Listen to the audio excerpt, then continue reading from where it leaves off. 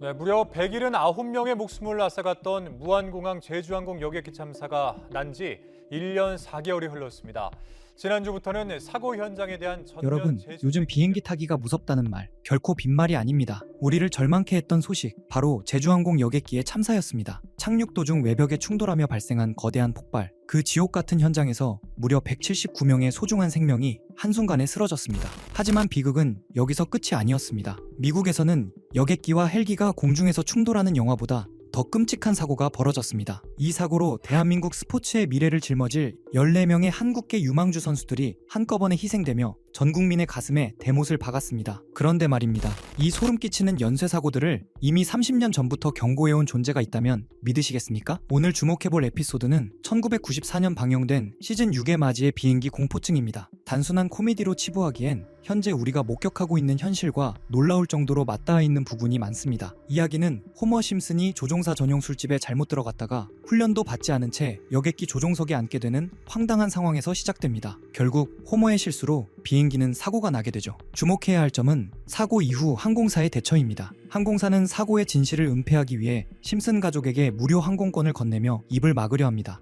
이 장면 어디선가 본 것 같지 않으신가요? 최근 제주항공 사고 유족들이 진상규명을 위한 조사자료 공개를 요구하고 있지만 관련 기관과 기업들이 자료 공개를 꺼리며 사건을 축소하려 한다는 의혹이 끊이지 않고 있습니다. 30년 전 만화 속에서 사고를 덮으려 급급했던 항공사의 모습이 오늘날의 현실과 겹쳐 보이는 것은 과연 단순한 기분 탓일까요? 에피소드 후반부에서 마지 심슨은 비행기 사고에 대한 트라우마로 결국 탑승을 포기하는데 그가 타려 했던 비행기가 실제로 추락하는 장면이 나옵니다. 마치 우리에게 다가올 사고를 경계하라는 경고를 던지는 듯하죠. 심슨 가족은 미래를 예언한 걸까요? 아니면 시대를 앞서간 상상력이었을까요? 분명한 건 웃자고 만든 장면들이 현실에서 반복해서 모습을 드러냈다는 사실입니다. 이건 단순한 우연일까요? 아니면 우리가 놓치고 있던 신호였을까요? 2012년에 방영된 심슨의 한 장면은 유럽 위기를 풍자하는 뉴스 화면으로 시작됩니다. 그 뉴스 자막에는 짧지만 강렬한 문장이 등장하죠. 유럽이 그리스를 이베이에 내놨다는 말이었습니다. 당시 그리스는 유로존 위기 속에서 국가 부채가 급격히 늘어나고 있었고 긴축 정책과 구제금융 논의가 이어지던 시기였습니다. 심슨은 이 상황을 상징적으로 표현해 경제난에 시달리는 나라를 인터넷 경매로 비유한 것이었죠. 몇 년 후 실제로 그리스는 IMF와 유럽연합의 지원을 받으며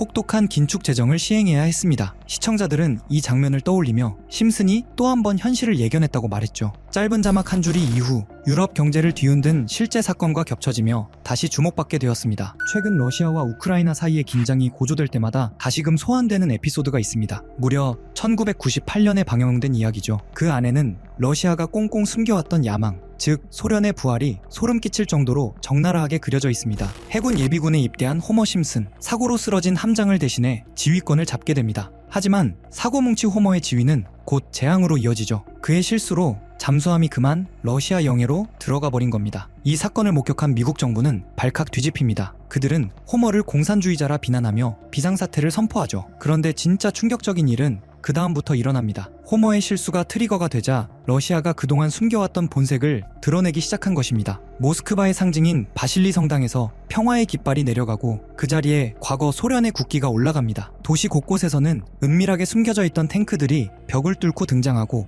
이미 준비되어 있던 제복을 입은 군인들이 줄지어 행진하기 시작하죠. 마치 이 모든 것이 오랫동안 치밀하게 짜인 각본처럼 일사불란하게 움직입니다. 이 장면은 방영 당시엔 황당한 코미디였지만 지금의 우리에겐 더 이상 웃음이 나오지 않는 예언적 장면이 되었습니다. 심슨 제작진은 30년 전 이미 알고 있었던 걸까요? 러시아가 겉으로는 평화를 말하면서도 속으로는 과거 제국의 영광을 재건하려는 야망을 버리지 않았다는 사실을 말이죠. 심슨의 예언은 여기서 멈추지 않습니다. 이후 에피소드에서 인류의 소통 방식을 바꿀 홀로그램 기술과 전 세계 경제를 뒤흔들 암호화폐의 등장까지 예고하게 되죠. 과연 그들이 그려낸 다음 미래는 우리에게 축복일까요? 아니면 또 다른 기괴한 현실의 시작일까요? 지폐도 아니고 은행 계좌도 아닌 데이터와 알고리즘으로 움직이는 자산. 이 흐름의 중심에는 크립토, 즉 암호화폐가 있습니다. 그런데 놀랍게도 이 단어를 아주 오래전에 이미 화면 속에 올려둔 작품이 있습니다. 바로 심슨 가족입니다. 해외 커뮤니티에서 가장 자주 언급되는 장면 중 하나는 1997년 방영된 한 에피소드입니다. 처음 보면 아무 의미 없어 보이는 일상적인 배경 장면입니다. 하지만 화면을 잠깐 멈추면 단 1초 정도 스쳐 지나가는 간판이 눈에 들어옵니다. 그 간판에는 이렇게 적혀 있습니다. 크립토반. 당시 시청자들은 이 장면을 암호학을 풍자한 가벼운 농담 정도로 받아들였습니다. 그럴 수밖에 없었습니다. 1997년 당시에는 지금 우리가 말하는 암호화폐라는 개념이 존재하지 않았습니다. 비트코인도 블록체인도 탈중앙 금융도 아직 세상에 나오지 않았던 시기였으니까요. 상황은 2009년을 기점으로 달라집니다. 세상에 비트코인이 등장하면서 크립토라는 단어는 완전히 다른 의미를 갖게 됩니다. 이제 크립토는 암호학이 아니라 암호화폐 그 자체를 상징하는 말이 됩니다. 그리고 사람들은 1997년의 그 장면을 다시 보기 시작합니다. 지금의 시점에서 보면 그 간판은 이렇게 읽힙니다. 종이가 아닌 데이터로 움직이는 돈, 국가가 아닌 개인이 만든 가치, 중앙 통제 없이 거래되는 자산. 현재 크립토 시장은 하나의 실험 단계를 넘어서 거대한 금융 생태계로 확장되었습니다. 비트코인,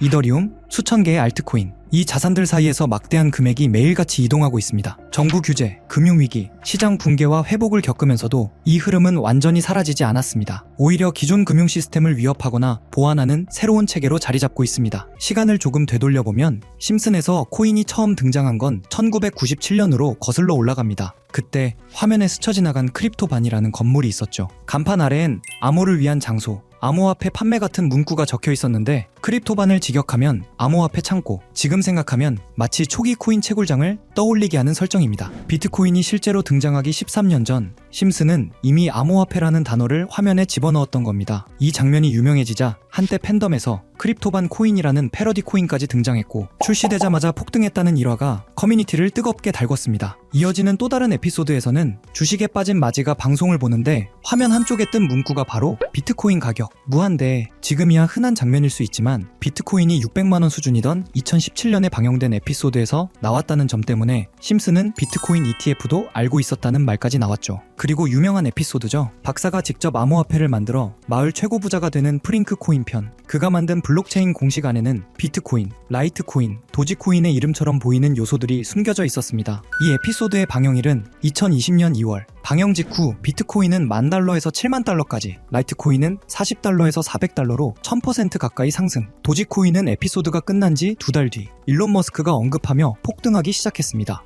여기서부터 많은 사람들이 의문을 품습니다. 왜 심슨에만 등장하면 코인들이 실제로 터질까? 그 이유는 크게 3가지로 정리할 수 있습니다. 우선 심슨은 이미 예언의 상징으로 유명하죠. 트럼프 대통령 당선, 코로나19 확산, 우크라이나 러시아 긴장 등 처음엔 터무니없어 보였던 장면들이 시간이 지나 현실이 되면서 심슨에 나온 설정은 현실화된다는 인식이 생겨났습니다. 그리고 코인은 가치보다 인지도에 영향을 크게 받습니다. 도지코인처럼 원래 농담에서 출발한 코인도 유명인사 한 명의 언급으로 폭등할 수 있는 구조입니다. 심슨은 전 세계 어디에서나 보는 콘텐츠이니 화면에 코인이 등장하는 순간 곧바로 밈이 되고 일부 팬들의 소액 매수만으로도 급등하는 상황이 빈번히 발생했죠. 심슨이 워낙 많은 요소로 이루어진 작품이다 보니 코인이 한번 등장하면 팬들은 그것을 특별한 신호로 받아들이고 커뮤니티에서 해석이 과열되며 수요가 순식간에 폭발하기도 했습니다. 이런 배경을 알고 다시 에피소드들을 보면 그동안 지나쳤던 장면들이 전혀 다르게 보이기 시작합니다. 다음으로 이어지는 장면은 더 흥미롭습니다. 심슨 속 세계관에 마블의 로키가 등장해 암호화폐를 사라는 의미심장한 대사를 던진 장면입니다. 그리고 화면을 자세히 보면 캐릭터들이 상징적으로 배치되어 있습니다. 왼쪽의 거미 캐릭터는 트라이벌 마스크를 쓴 모습. 트라이벌 마스크 테마의 코인이 방영 2달 뒤 약 480% 폭등했고요. 중앙의 원숭이 캐릭터는 손오공을 연상시키는데요. 손오공 테마 코인은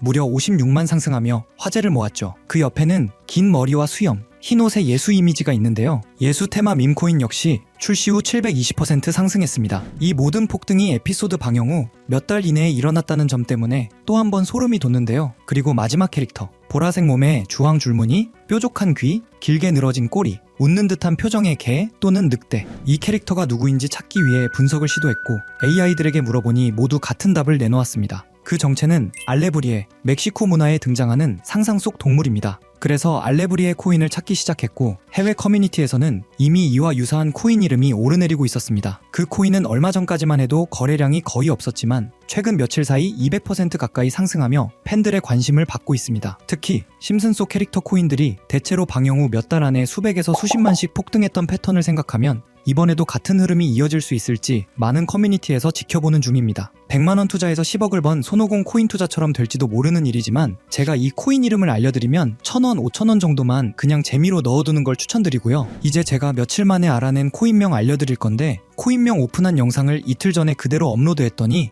유튜브에서 경고 메시지가 와서 하루 만에 삭제했고요. 지금부터 공유해드릴 건데 먼저 제 채널 구독 버튼 눌러주시고요. 그 다음 제 번호 아시는 분들 있죠? 010-8480-8147 제 번호로 구독 완료 남겨주시면 제가 보는 대로 구독자분인지 보고 문자 남겨드리고 있습니다. 저도 몇 날 며칠을 찾아서 알아낸 정보인 만큼 구독 눌러주시는 분들에게 알려드리고 있고요. 다만 여기서 중요한 점은 누군가의 말만 믿고 무리한 투자를 하는 것은 위험하며 코인 시장은 어디까지나 변동성이 큰 영역입니다. 오늘도 시청해주셔서 감사합니다. 다음 콘텐츠에서 또 흥미로운 이야기로 찾아오겠습니다.